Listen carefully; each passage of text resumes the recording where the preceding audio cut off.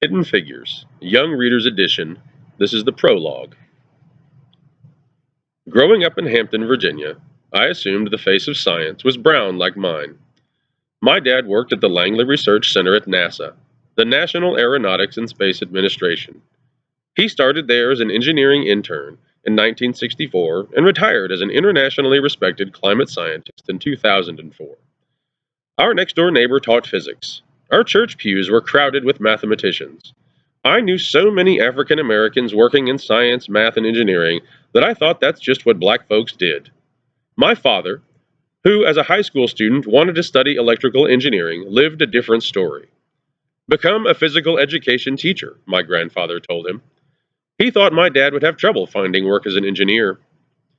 In the 1960s, most college educated African Americans took teaching jobs or worked for the post office. As late as 1970, just 1% of all American engineers were black, and my father was one of them. Because of my father's job, I was part of the NASA family. I grew up saving my allowance to buy tickets to ride ponies at the annual NASA Carnival and sharing my Christmas wish lists with Santa at the NASA holiday party.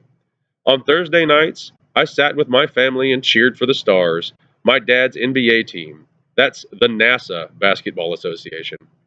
My Sunday school teacher worked at NASA as a computer, doing the complex math for the aerospace engineers.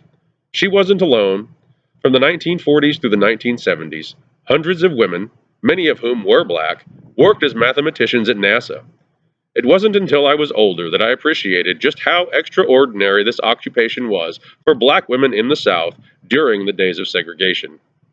The first 5 women were hired at Langley as computers in 1935, and they were white.